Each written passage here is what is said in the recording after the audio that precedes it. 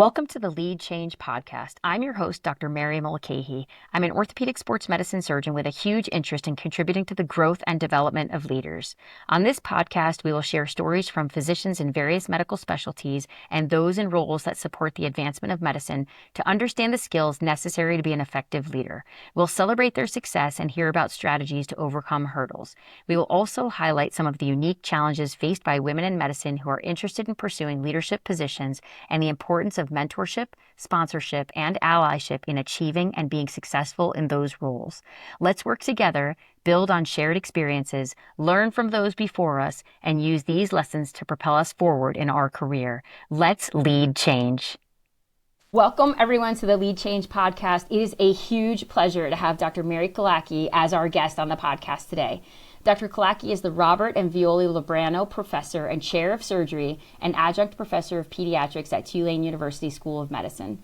She was appointed Chair of Surgery in May 2016, and since that time has exponentially grown the department in all missions.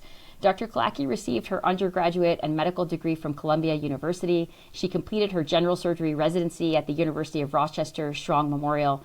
And from there, she went on to complete the abdominal organ transplant fellowship at the Mount Sinai Hospital in New York City.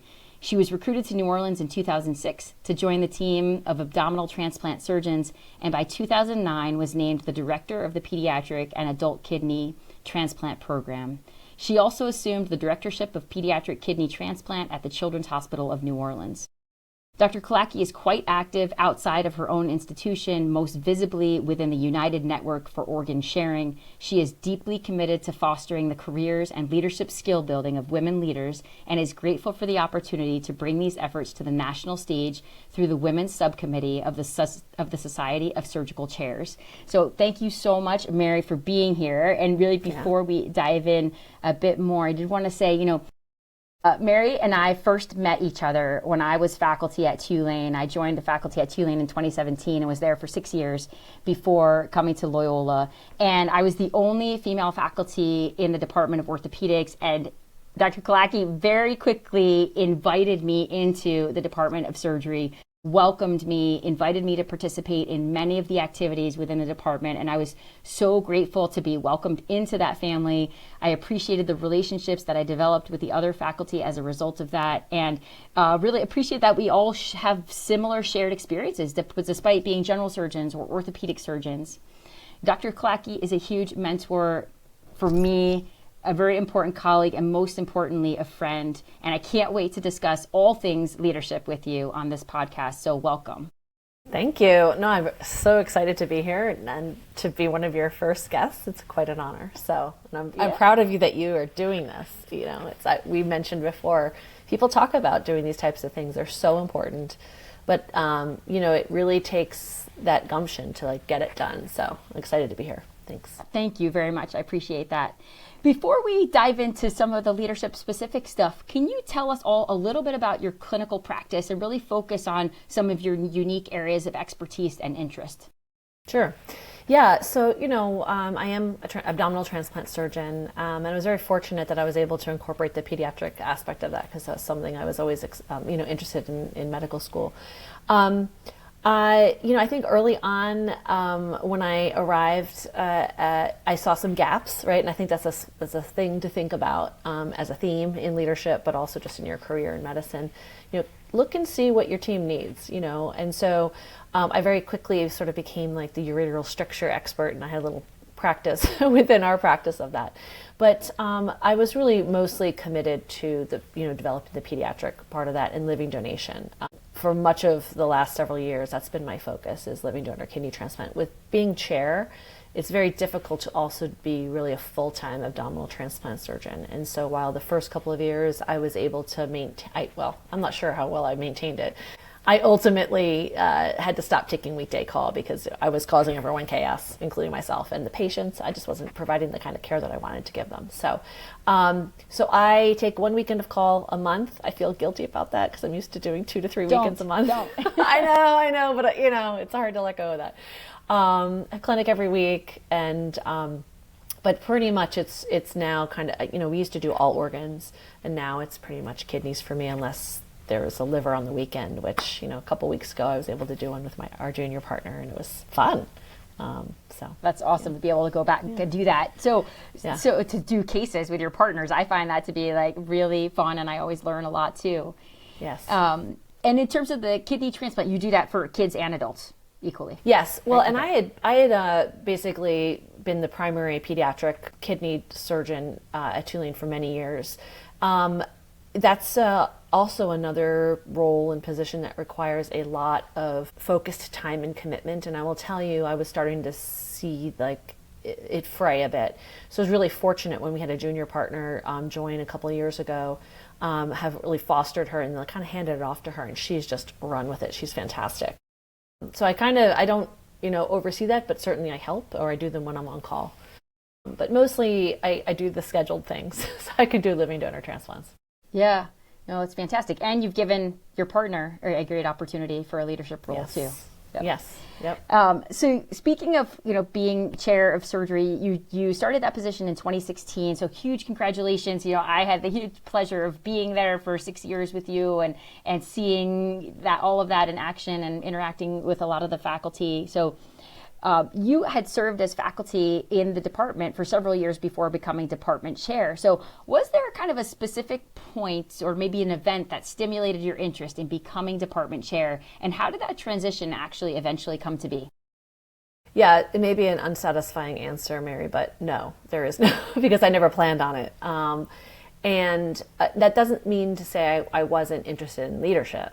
I think, I don't know. It's like I'm someone who I can't help but try and fix things. And I think that's a lot of what chairs do, right? So if I look back at my career, in every role I had, I was me sort of participating in my environment and seeing what I needed to do. But as it started to include more and more people management in transplant, that was the case, whether it was our large nursing team, coordinator team, or just my colleagues and nephrologists and hepatologists and things like that, I realized I needed to hone my skill set. And so I got really interested in leadership as a science and started seeking out opportunities. And the chair at that time was super supportive of me and supportive of those opportunities. I think, I've told this story a lot. I think things happen for a reason. And I think sometimes people are perfect for the job for a certain time because things are happening. And then time passes and things shift, and maybe that skill set isn't the right one anymore. And so I do think that was really related to my situation. And so I happened to, and I don't want to blow this off. I mean, I feel like I was somewhat prepared, but I was in the right place, I guess, at the right time when they needed a change, and fortunately had a sponsor, which I didn't even realize, who put that idea, in the dean's head. But think knowing myself, I asked myself, well, what's the worst thing that could happen? And I would really regret it if I never tried. So I was just talking to a friend, and I don't want to keep going on and on, but there wasn't a lot of mental preparation. And so what I'm dealing with now is realizing, okay, all these things that maybe people naturally hand off as they become chair, that's coming later now for me, because I just kind of added it on to the list of things. Now, I've handed off transplant, I've handed off lots of different things, but there wasn't that mental preparation to do it. But it's the best job I've ever had. I love it. I think things, again, happen for a reason, and I ended up in the right spot. I completely agree with you that things happen for a reason. Like I always feel that way. I know that, whether it's the good things, the challenging things, like they happen for a reason. We grow from that, we learn from that, and you just evolve. And it's amazing what doors can be opened. You were there, you were ready for this. You may not have been like, oh, the next step, 6 months from now, I'm going to become department chair, but you were ready. You were doing all of these things. Like you were ready to take on that and to really lead the department. Yeah. As part of that too, what are some of the things, some of the maybe programs or initiatives that you have been able to help implement as department chair? Yeah. Oh boy. So there are I'm going way back. Going way back. I mean, there was a lot to do. I mean, Katrina obviously had a huge impact on all of the departments, and I think for so long it had been survival mode. And then when I got the opportunity to be chair, I had the fun part. Right, I was there for the building phase and a lot of support to grow. So I would say the first and foremost, and it was my first faculty meeting, I told them professionalism is not optional. Like, we are professionals, and this is how it's going to be. Like, I can't believe I have to say this, right? But I just think things had gotten frayed. So I think probably really focusing on what our goals were, what our vision was, what the pillars of what made us who we were, really focusing as a group to define those and then committing to them. And you can't be one person who goes and says, okay, this is what's important to us and this is what we're going to do. Like that was an iterative process that took 18 months to really get to, making sure that we heard from all the people in the department. I initially tried to lead that process myself and then very quickly realized I'm not an expert in this, and that's where I brought in an expert in leadership. Claire, right? Yeah. We all know. And she helped, just guide that whole process. So I think the culture is huge. And honestly, I'll share with you, we had our graduation last weekend, and we had Vice President of the American Board of Surgery as our guest and speaker, and we had gone to dinner the night before, and she said to me the next day, which was one of the biggest compliments I could have ever gotten, she said, I don't know that I've ever been to a work dinner where the faculty were so collegial and you really knew each other and you enjoyed each other. And awesome. I was thinking, it wasn't, yeah. I mean, that to me is exactly what we were trying to create, right? A place where people spend a lot of time at work. How can that's my job, right? How can I remove the problems? And I can't remove all of them, but how can I facilitate success, but minimize certainly toxicity or professionalism, et cetera, but minimize the things that block us from being ourselves and being able to focus on the things that we want to focus on. So I don't know if that answers your question. I mean, I could give you a few others, but no, it does. And I think just, building off of what you were just saying, like, that's amazing to have someone, an outsider's perspective, come be there for 24 hours and to pick that up immediately. Right, the culture of the department, which like you and the rest of the faculty have been working to build for the past almost 10 years. Yeah. Right, and so that comes from the top down. It comes from a collective buy-in to the mission and goals of the department, which is for you from the division chiefs and working with Claire and developing that strategic plan as you were talking about was really that was one of the first big things, right, in setting the foundation for the department. Absolutely. Yeah, that was amazing. And I saw that from the outside, but I saw it evolving. And so it was great to be there during those years. And it's so essential as you build, because I've probably recruited 30, 40 people over the years. And that's how the conversation starts. So they know right up front, this is who we are. And if it's for them, great. If it's not, then that's good. Okay. That's okay. Yeah. So I think your success is going to be built on the people that you bring in. That's incredible. And you're right. Every department, every institution has a culture. And so it's just finding the right people that fit with that group, because you want everybody to believe in the same things and to want to move that mission forward. What are some really valuable leadership lessons, I guess, that you've learned by serving as department chair? Seems obvious too. I don't actually know what other people are thinking. I don't actually know how they're going to respond or answer a certain question. And I say that with a little bit of a laugh, but in actuality, a lot of times that's how we do enter into conversation with people we know, with people we don't know. And it's part of the adaptive leadership methods, and to really enter into conversation assuming you don't know what that person's thinking or what the answer is, and really forcing yourself to think closely, think deeply about what they're trying to say, because we bring so much baggage to all of this, and so don't make assumptions. Make sure that you do get a chance to listen. I think that's a huge one. I think another one is sometimes you have to make really difficult decisions, and I am nowhere near perfect at this.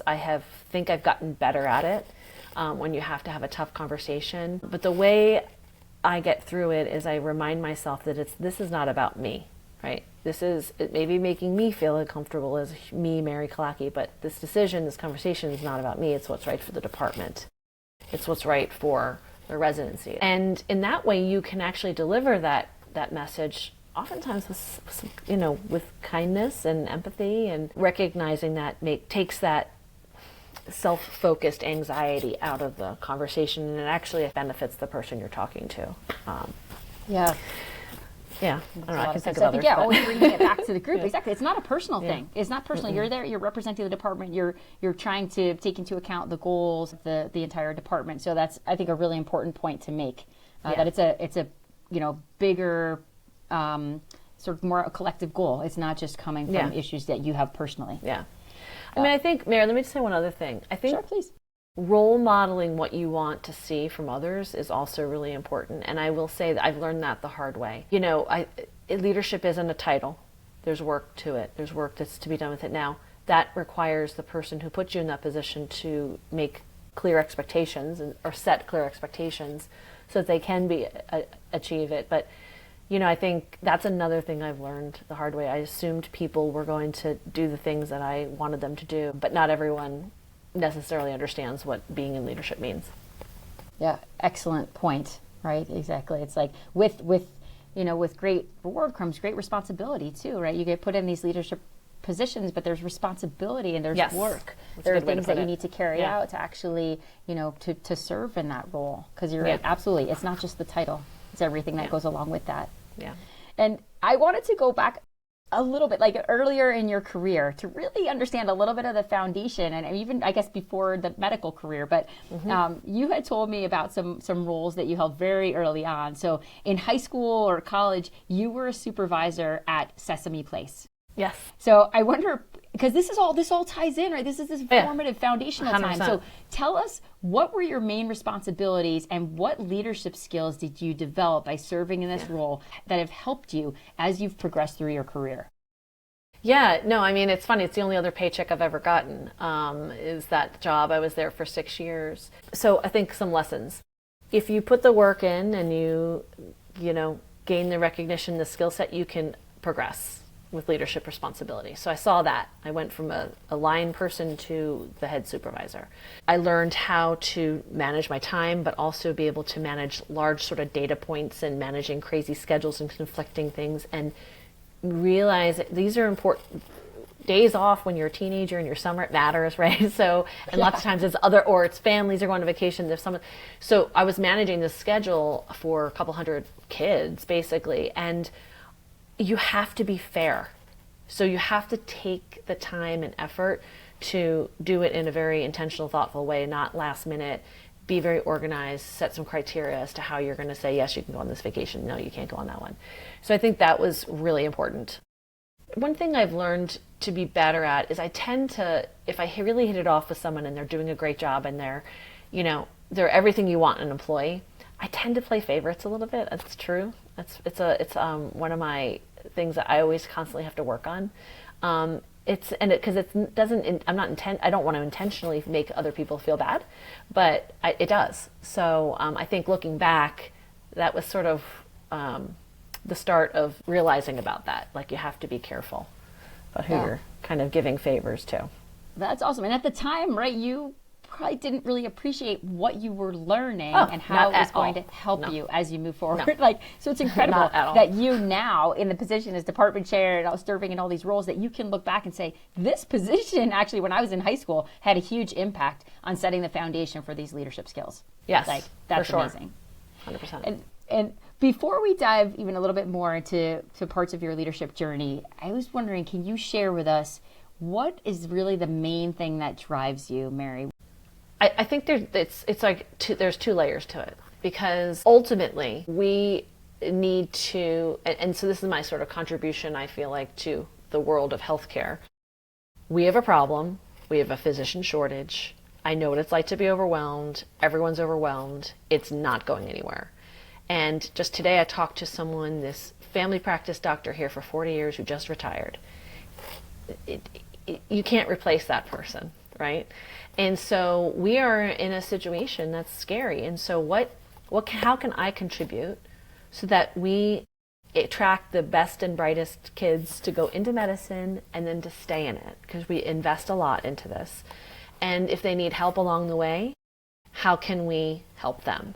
So that's like the overarching piece. I would say what really motivates me, like specifically as a department chair, is that my first 10 years, a lot of it was being a little bit oblivious because you're just like, trying to get your feet on the ground, and then I had babies early and I was just like in survival mode. But truthfully, there was a lot of, it was toxic in a lot of different ways, lots of really inappropriate stuff going on that would sort of shock me. And I'm sort of thinking like, I don't want people to think that that's normal.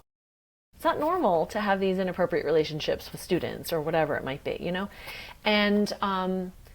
and then to see how ego really affected how people were behaving, and then that trickles down. It actually affects patients, right? It affects patients' care, or it affects careers. So my motivation is to create an environment where, like I said before, the distractions that are unnecessary are removed so that my faculty person can go write that paper, right? My faculty person can take the weekend off and really not have to worry about work because they trust their partners. All of that stuff matters for your own psyche and minimizing moral injury. So that's what I'm motivated by. If I can save 5 minutes of anyone having to be distressed by crazy people that they work with, sorry, I realize this is going to be on YouTube, then I'm all in. Yeah, it's true, because it impacts every aspect of our career, of our lives, our well-being, right? Our ability to take excellent care of patients, to then go home and be there for our families. Like, all of this impacts that. So by you doing everything in your position as department chair to make things smooth for your faculty within the practice, and for them to feel like they can have time at home with their families, like, that's huge. And that they absolutely appreciate that. Yeah, I hope so. Yeah, I'm sure that they do. Have there been any specific or really kind of pivotal points in your career that have truly helped shape you as a leader? Oh, yeah. So I've gotten this question before, and so I've thought about it. 2 things in residency. Number 1, I was a 4th year, was having a bad interaction with a junior resident, and ended up sort of like, it came to a head. And I called my program director and I started screaming at them. And I remember hanging up the phone and thinking, I can't live like this. Like, what am I doing? So that in itself started my own self-reflection journey in therapy. But more importantly, the next day, this old kind of curmudgeonly Italian vascular surgeon, I'll never forget him, Dr. Fiore, walked in, like last person you'd expect, right? Walks in and he grabs me. He's like, gets my attention. He's like, listen, he's like, do you walk into the room assuming you're going to be treated differently, or do you walk in the room as the best surgeon that you are? And he said, because you're going to hear the things, basically it's like whatever lens you're hearing things through is going to affect how you ultimately, ingest them, right, or experience them. And you have control over changing that. That's like huge, right? And I don't know, in the moment I kind of got it, but now I'm like, wow, that is like sage advice. It's like a Yoda thing, right? And then the second was in residency, and this just is equally important, when I didn't get made administrative chief when I was clearly the most organized. And my program director, I was like, what? And he said, people are afraid of you. Like, you're not, like, the administrative chief is there to advocate for resin stuff. That, you're not the person that I didn't realize how people were perceiving me. And so it was so wonderful. He was so good a gift, right, to show me the mirror. And for me to realize, like, okay, I have to change how people are perceiving me. I have to change my behaviors, etc., if I want to be the person I want to be. So those are 2 huge moments, I think. That's awesome. And both from residency. That's incredible, right? Pivotal moments. Mm-hmm. But I was, I'm glad that you brought up the whole administrative chief, because I did want to ask you about that. You had shared a little bit about that with me earlier, but what, taking that information in, really reflecting, what did you do? What active steps did you do to try to address that and to try to change as you moved forward through residency and into your fellowship and your career? Yeah, that's a great question. I think, Mary, I think sometimes you may hear something, and this is what I've noticed when I'm trying to help people in different ways. You can say something 5 times and it doesn't hit, and then sometimes it hits. And I think I was at that point, it was this sort of nearing the end of my residency, and I needed to kind of, at that point in my life where I was like, okay, who am I? And when I felt like I'm a really good resident, I don't want, so part of it is selfish, right? I don't want to leave my legacy as someone who people wouldn't even talk to, or they were afraid of, more likely. So I think that was part of it, I think, in the moment. But then, as a leader, you realize you're never going to, I embrace the complainers, right? You have to, because otherwise you're not going to know what's going on. If people are too afraid to tell you the truth, then you can't fix the problems, and then things can, just simmer and then explode. I think I was very focused on what people thought of me, so I wanted people to think differently of me. That's very true. But, I think in the end, what I recognized was I was going to be a better leader. I'd be more successful if I was a different way. The way I got there was through therapy. And I came from a nutty childhood. Those mechanisms that got me kind of to be competitive and get into medical school and, all that stuff, worked for a while, and then they didn't. They don't really work, actually, when you're trying to build relationships, whether they're personal or at work. So I was really lucky, and then I found my therapist when I did, and I was in Al-Anon and all of that. I'm a completely different human being than I was back in the early 2000s. So, and I attribute it all to that. Yeah. I mean, it's fantastic what you learned from this, how you have evolved, how, the different resources you've taken advantage of to try to become a better person. That's all you want. You want to be sort of the best version of yourself, to be able to contribute in the ways that you were intending to. And like you said, I loved that description that your department chair just showed you the mirror, right? Yep. It just really was a reflection, and the first time you were realizing, wow, I didn't know that that's how people perceived me. But then you took that and said, this is an opportunity for me to make a change. Yes, and then for sure. to have this hugely positive impact that you've had in your career. So I think that's tremendous. Yeah, thanks. And with all of those things, considering all that you've done, the leadership roles you've served in, and the lessons you've learned, how does that come together for you to actually describe your leadership style, right? How do you lead, and how do you find that to be particularly effective? It's always really hard. What I will say about style is maybe I'd have to almost choose adaptive, because you really do have to have a lot of tools and different ways of handling things in your armamentarium, right? You have to be able to pivot depending on the situation. So I guess I would say it's that. I think it's based on a core of authenticity. I'm not good at reading between lines, Mary, so I really try and be authentic and get authenticity back.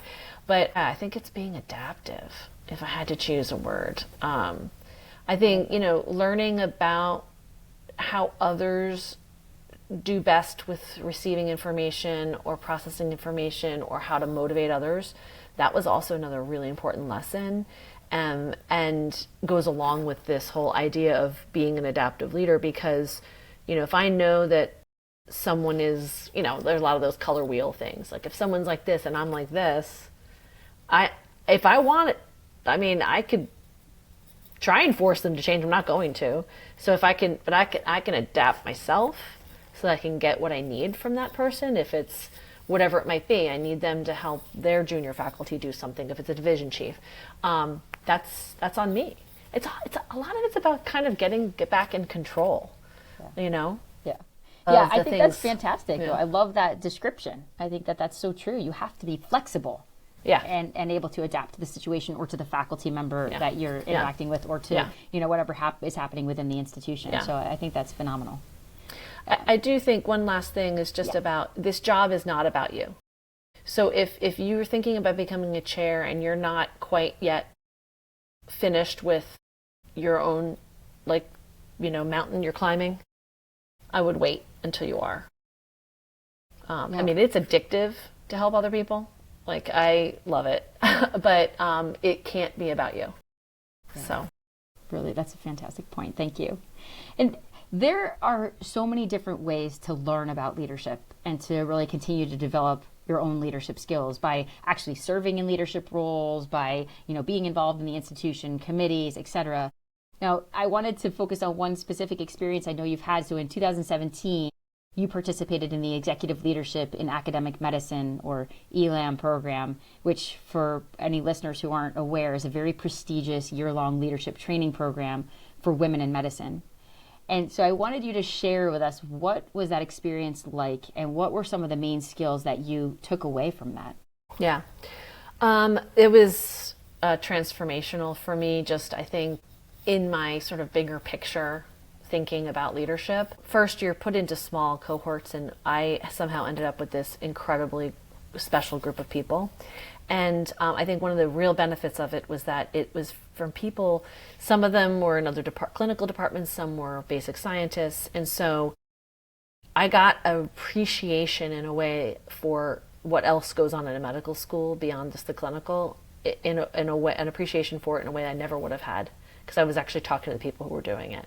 So I think that was huge, and I don't think that I went into it for that, but definitely took that away from it, and we still, as much as we can, try and keep our regular call. In ELAM, one thing was you do a 360, and in that I discovered that I had low score in participative management, which was a real eye-opener, and I was so grateful for. And what that meant was I thought of myself as a real collaborative person. I would listen to people and like, yeah, great idea. And then apparently I would go back to my office and make the decision. I think that is what I did on my own, and that's not participative management, where you're actually working together, and then, sometimes one person has to make a final decision, but you can certainly integrate others into the final decision, right?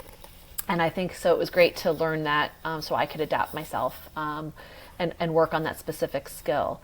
But probably the biggest thing was you have to do an institutional project, for the year. And I was fortunate that as I went in with a project, I really wanted to establish a professionalism program within our school, because we had a gap in what was available.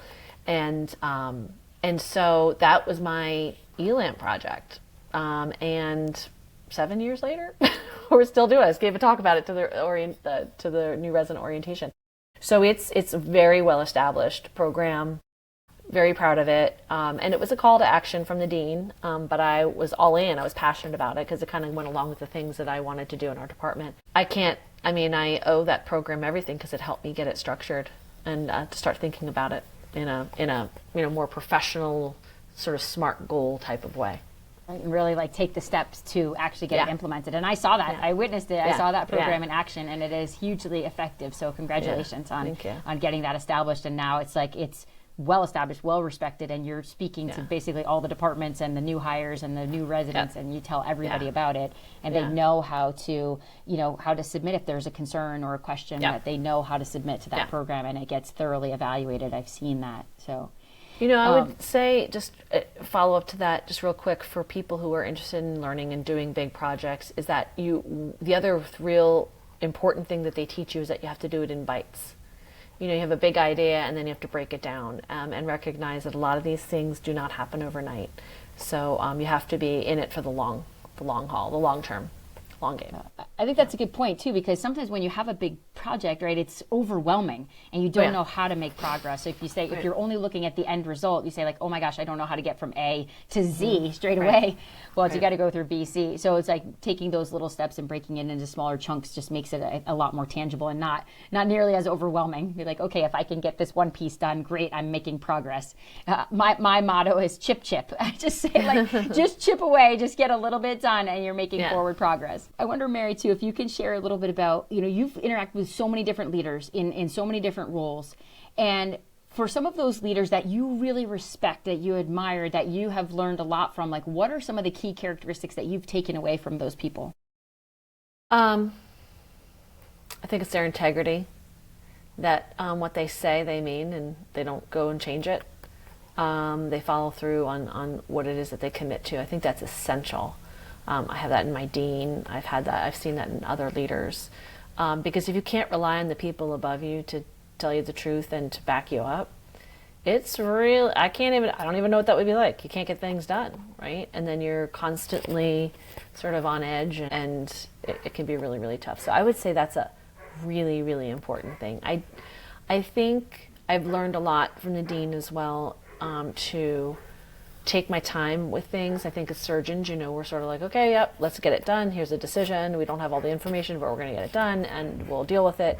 And I think, in a dean position, right, there's a lot. It's not like the kidney. It's like actual human beings. And so taking your time sometimes is the best not making a decision is a decision, right? Is to take your time instead of forcing things. That's a huge lesson I learned. He's also incredibly fair. I think that's really important too. Yeah. Dean Ham is great. I enjoyed working with him too. Switching gears a little bit, we've talked about how you learned from ELAM, from other leadership roles you've been in also, and I wonder, are there any leadership books that you've read that you have found to be particularly impactful or influential to you?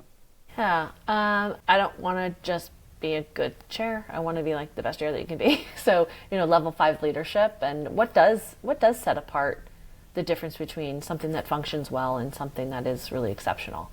So I think that is really important. I mean, people often say crucial conversations. That's definitely helped. I mean, I think one of the things you said before was like, you kind of have to do this stuff. You can read about it a lot, but there's another book, and I'm blanking on the name of it. I can't believe it, but it's basically, it's Radical Candor.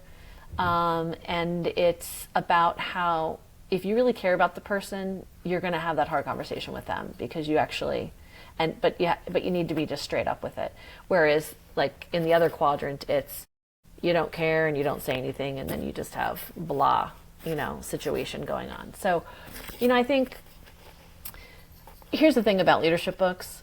They say pretty much everything they're going to say in the first couple of chapters, so you really don't have to read them all through.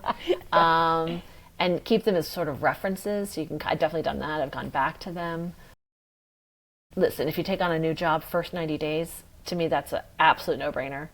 Do not go in there and try and make changes in the first 90 days. I've seen them do it, and they failed. So that is great advice, and you are actually the second person in a short period of time that has told me about that book. So everybody listening, take note of that because clearly it is a very impactful book. So thank you so much. I'm just adding to the list of books that I need to read, or that I'd like to read to just continue to just grow. Peruse them.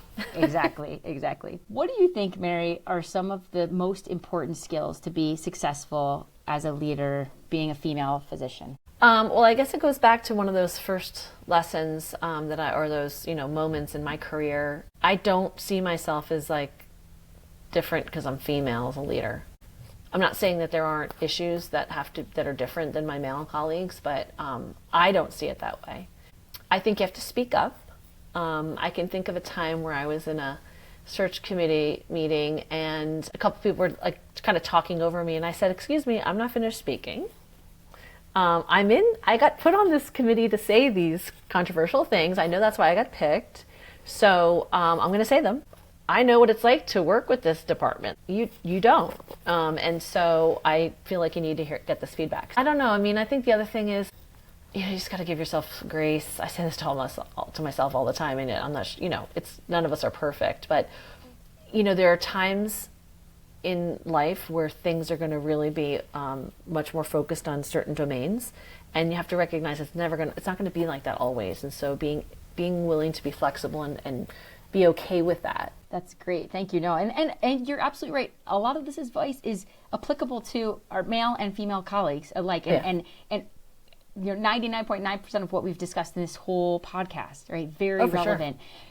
Just wanted to bring out, just touch on it. There are some challenges. It's so important to think about just some skills that are really, really critical to emphasize as a woman in medicine. Well, I think having allies is important, right? Yeah. And so sometimes if you don't feel safe doing it, figuring out who can help you, or is there someone in a position that can speak up for you, that can get the attention of whomever needs to hear it. I think that's important. Yeah, absolutely. And I mean, in orthopedics, 94% of, my colleagues, 94% of practicing orthopedic surgeons are men. And so certainly that's a huge group of our allies, right? So absolutely critical that we're all working together and we're all on the same page and that we have them to mentor, sponsor, and support us. Mm-hmm. Yeah. Mary, I'm curious too, if you can share with us, what is your superpower? What do you really identify as one of your biggest strengths that you feel like really contributes to your success and helps set you apart from others? I think it's my hypervigilance to watching how other people are sort of reacting or what's showing up for them, what's being said and how is it affecting them. Not that I know. I think it comes from being a child of an alcoholic, and you're always kind of watching and seeing but I've switched that into a power, right? Because I feel like I'm sensitive to what other people are feeling or thinking, and then either asking about it or trying to course correct it or adjust for it. That's the one that came to mind, honestly, when you just asked. I think I love what I do. I think that's a superpower. If you really love what you do and you believe in it, yeah. It's not work. And I think, what you're saying too is being hyper vigilant and like being able to sense where people are coming from or that something's not quite right. Like that is a tremendous skill in medicine in general, but certainly as a department chair to watch out for your faculty, your residents. So I'm sure that helps tremendously with all that you're doing. This podcast is Lead Change Podcast. So what does lead change mean to you? I think for me, and it's something that I think we all need to be asking ourselves, especially in the space of training the next generation, is why are we doing things the way we've done them for the last 100 years? Right? And it's one of the things I love about Tulane, because I do think Katrina forced it. Like you really cannot say here, this is the way we've always done it, because we had to change. And I love that. But to me, that's it. You can never think that you're done. If you think you're done and you've achieved it, you probably should be moved on to another role, right? So I think that that's part of it. Our department sort of, I guess, vision is to having a cascading effect on our profession by basically emulating these, pillars that are important to us. And so it's an action. Like I think being a leader is action oriented. It's being active. It's not just sitting back. I'm on the executive council for the Society of Surgical Chairs, and I see it as it's a group I feel like has such an incredible opportunity to really influence.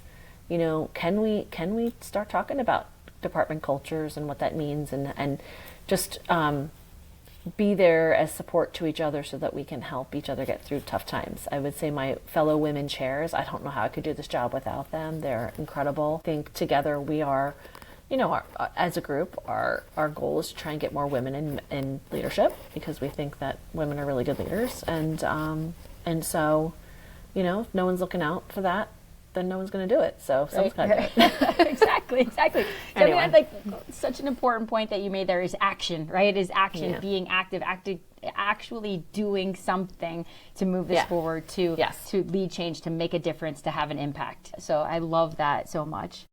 And that's a great name for a podcast. Thank you very much. I really, really appreciate that. A final question for you, Mary. Do you have a favorite quote?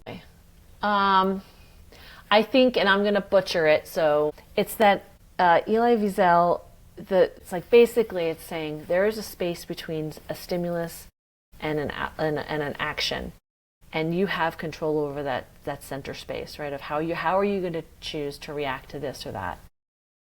That to me is actually everything, right? It's everything. It's all the stuff that's going on in the world right now. We have a choice to just be focused in our own world and be this way, or we have a chance to say, okay, let me take this in. Is this something I can manage? Is this something I can influence or affect? And then choose how you react, rather than being angry and yelling. Yeah. So. And that is so important, because you think like something happens and you have to respond immediately. You don't. There's time in there, right? That's your key point. There is time. There is the opportunity for you to absorb that information, to process it, to reflect, and then have your response. And that's exactly it. And like we as individuals, we have control over that. Yeah. And that's a huge opportunity, because as a leader, it's like people see how you respond. They see how you react. 1,000%. Really important. Yeah. Well, Mary, thank you so much. I have absolutely loved having this conversation with you. I really appreciate it. I've learned so much. I hope everyone else is learning a ton, and I appreciate your sharing all of this, all of your experience and your insight with us. Yeah, happy to do it. Thanks for asking. And I think this is going to be a hit. I think your podcast is going to do well.